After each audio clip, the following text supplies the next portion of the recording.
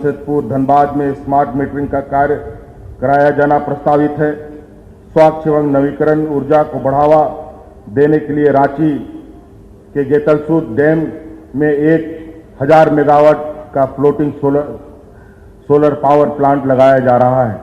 राज्य में 453 गांव में बिजली पहुंचाने के लिए 5 मेगावाट क्षमता वाला स्टैंड अलोन सोलर ग्रिड स्थापित किया गया है। हर घर को स्वच्छ जल उपलब्ध कराना सरकार की प्राथमिकता है। जल जीवन मिशन के तहत राज्य के 59 लाख ग्रामीण परिवारों को कार्यरत नल के द्वारा शुद्ध पेयजल उपलब्ध कराने का लक्ष्य है, जिसके विरुद्ध अब तक 8 लाख ग्रामीण परिवारों को कार्यरत नल के द्वारा शुद्ध पेयजल उपलब्ध कराया गया है। इस वर्ष लगभग 16 लाख ग्रामीण परिवारों को पाइपलाइन द्वारा शुद्ध पेयजल उपलब्ध कराने हेतु कार्रवाई की जा रही है।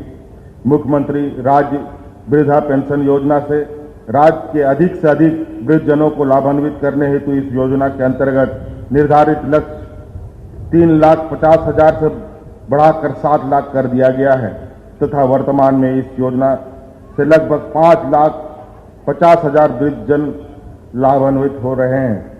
बेसहारा बुजुर्गों के आश्रय हेतु वृद्धाश्रम राष्ट्रीय हेल्पलाइन नंबर 14567 संचालित किया जा रहा है। राज्य में खाद्य सुरक्षा सुनिश्चित करने हेतु झारखंड राज्य खाद्य सुरक्षा योजना लागू की गई है, जिसके अंतर्गत राष्ट्रीय खाद्य सुरक्षा अधिनियम से अनाच्छादित एवं पात्र लाभुकों को अनुदानित दर पर यथा ₹1 प्रति किलो के दर से 5 किलोग्राम चावल प्रति माह प्रति लाभुक उपलब्ध कराया जा रहा है। वर्तमान में इस योजना के अंतर्गत 11,95,00,000 लाभुक आच्छादित हैं। राज्य को कुपोषित मुक्त करने हेतु राज्य सरकार का प्रयास है।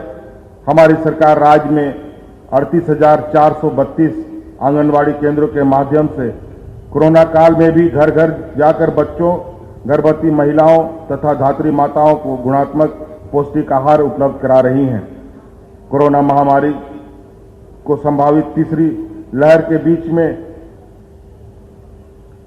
लहर में बच्चों के भी प्रभावित होने की आशंका जताई जा रही है। ऐसे में बच्चों को बेहतर पोषण उपलब्ध कराने के लिए राज्य सरकार सतत प्रयत्नशील है। राज्य सरकार सभी आंगनबाड़ी केंद्रों को पूरक पोषाहार पकाने हेतु LPG की सुविधा उपलब्ध करा दी है।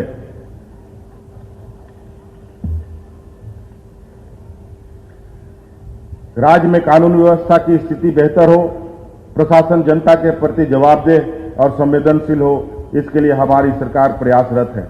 आपराधिक गतिविधियों पर प्रभावशाली नियंत्रण हेतु झारखंड पुलिस द्वारा स्टेट इमरजेंसी रिस्पांस सिस्टम के अंतर्गत यूनिफाइड डायल नंबर 112 पर जनता को 24/7 आपातकालीन सेवाएं दी जा रही है। महिला सुरक्षा हेतु शक्ति ऐप संचालित है। स्वास्थ्य विशेषज्ञों द्वारा कोरोना महामारी की संभावित तीसरी लहर के बारे में बार बार आगाह किया जा रहा है। कोरोना महामारी की वर्तमान परिस्थिति का मूल्यांकन कर राज्य सरकार द्वारा पाबंदियों में छूट दी जा रही है, ताकि राज्य में जीवन के साथ जीविका भी सुरक्षित रहे। परंतु हमें यह भी याद रखना है कि कोरोना महामारी का खतरा अभी टला नहीं है।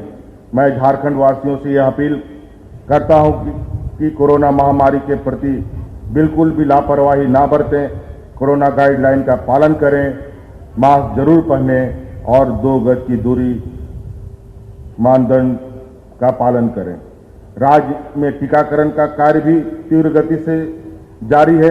राज्यवासियों को टीकाकरण में कोई परेशानी ना हो, यह सुनिश्चित किया जा रहा है।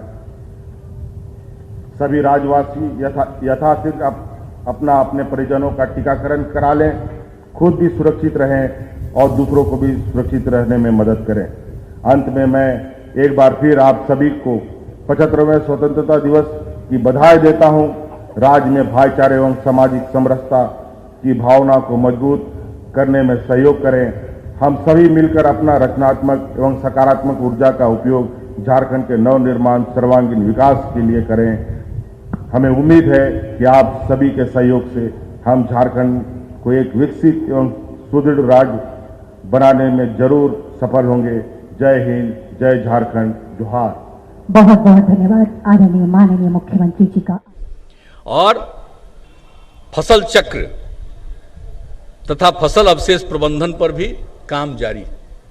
तो एक एक चीज का जो भी काम किया, सौर ऊर्जा पर पूरा का पूरा जोर दिया जा रहा है। ये भी हम लोगों के जल जीवन हरियाली अभियान का अंग है। और हरियाली के लिए तो क्या ये बड़े पैमाने पर पौधारोपण हुआ। ये जब जल जीवन हरियाली अभियान आया 19 में, उसके पहले हम लोगों ने 12 में हरियाली मिशन की शुरुआत की। और ये देख करके बिहार झारखंड अलग हो गया था। तो बिहार में क्या था, कवर, ग्रीन कवर कितना कम था। तो उसको देखते हुए हम लोगों ने हरित आवरण इतना कम था, 9%। तो हम लोगों ने उसी समय शुरू करवाया ये काम हरियाली मिशन में। और लक्ष्य रखा था 24 करोड़ वृक्षारोपण कराएंगे। और वो वृक्षारोपण 22 करोड़ हो गया। उसके बाद जल जीवन हरियाली अभियान के माध्यम से पिछले वर्ष से और ज्यादा वृक्षारोपण का काम शुरू हुआ। पिछले साल लक्ष्य क्या था, 2,51,00,000 वृक्षारोपण। और वो बढ़ करके कितना हुआ, वो बढ़ करके भी 3,95,00,000 पौधारोपण हुआ। और इस वर्ष का है 5 करोड़ का। 5 करोड़ में से 3,15,00,000 का तो वृक्षारोपण हो चुका। अब इसके आगे और काम जारी किया जा रहा है। और हम लोगों का लक्ष्य है कि इसको बढ़ा करके हम जो हरित आवरण है उसको कम से कम 17% तक पहुंचाए। क्योंकि हम लोगों की आबादी बहुत ज़्यादा है।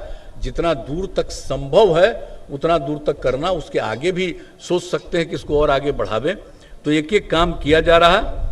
तो हर जगह से आप सबको मालूम है कि पूरे तौर पर, और यहीं पर तो सब हुआ ही था जो हम लोगों का काम हुआ था पिछले वर्ष जनवरी में। कितनी बड़ी संख्या में मानव श्रृंखला में लोग शामिल हुए थे, 5,16,00,000 लोग। तो हर तरह से इसके बात हुई।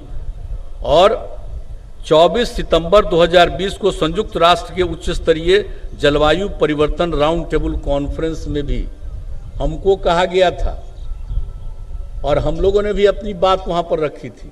तो आप समझ लीजिए, बिहार में कोई काम होता है तो बाकी जगह पर तो खबर चली जाती है।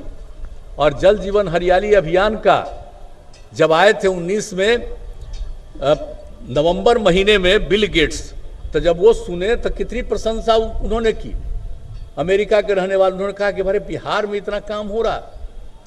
और उसके बाद पिछले साल आप समझ लीजिए कि संयुक्त राष्ट्र में उच्च स्तरीय जलवायु परिवर्तन राउंड टेबल कॉन्फ्रेंस में भी बुलाया गया कि बिहार की तरफ से जो काम किए उसके बारे में कहिए। तो ये सब काम हम लोगों ने किया। तो हम तो यही कहना चाहते हैं कि भाई आज़ादी मिली है तो सबका उत्थान होना चाहिए, सबको आगे बढ़ना चाहिए। और बिहार के उत्थान के लिए हम लोग लगे हुए हैं। और बिहार का उत्थान होगा तो देश के उत्थान में उसका सहयोग होगा। हम लोग मिल करके सब काम को, एक एक चीज़ को करते रहते हैं। तो यही आप सब लोगों को बताना था। और आपको ये भी बता देना चाहते हैं कि सब काम तो हम लोग कर ही रहे हैं, लेकिन अभी विभिन्न विभागों से जो बात होती रहती है हमेशा, और जो कुछ नए काम होने हैं तो उसके बारे में भी